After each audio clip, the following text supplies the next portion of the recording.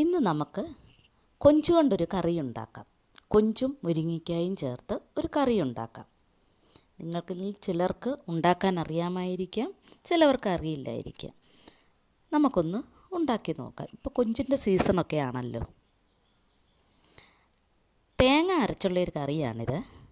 മുരിങ്ങയ്ക്കായും പച്ചക്കൊഞ്ചും പച്ചമുളകും തക്കാളിയും കറിവേപ്പില കൊച്ചുള്ളി വേണമെങ്കിൽ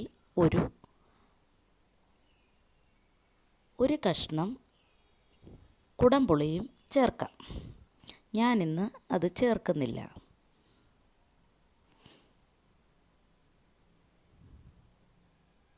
നല്ല ടേസ്റ്റി ആയിട്ടുള്ളൊരു കറിയാണ്.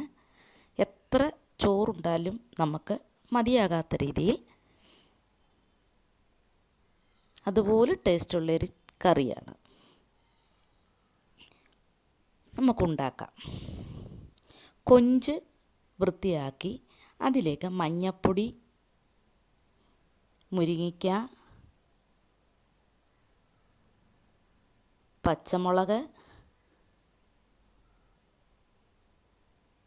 പച്ചമുളകൊക്കെ ആവശ്യത്തിനിടാം. എരിവുണ്ടെങ്കിൽ ഒന്നുകൂടെ ടേസ്റ്റി ആയിരിക്കും. അല്പം മുളക് പൊടി, അല്പം മല്ലിപ്പൊടി, എല്ലാം 1/2 ടീസ്പൂൺ വീതം മതി.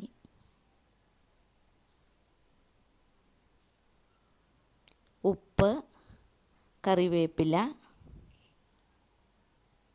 ആവശ്യത്തിന് വെള്ളവും ചേർത്ത് നമുക്ക് അത് നന്നായി വേവിച്ചെടുക്കാം.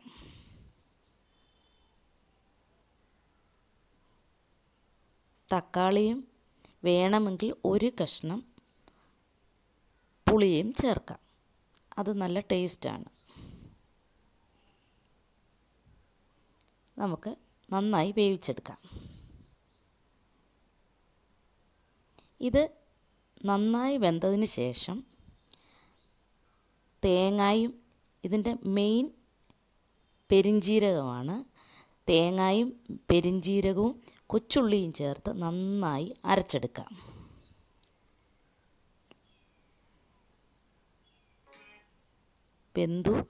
നന്നായി വെന്തിട്ടുണ്ട്. നമുക്കതിലേക്കത് ഒഴിച്ചു കൊടുക്കാം.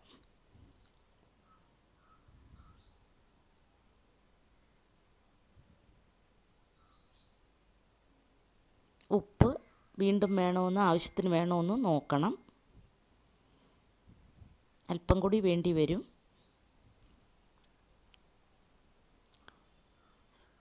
അതിനുശേഷം നമുക്ക് ഒത്തിരി ഇട്ട് തിളപ്പിക്കേണ്ട കാര്യമില്ല.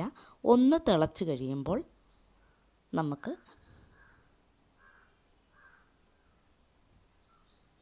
കടുക് താളിക്കാം.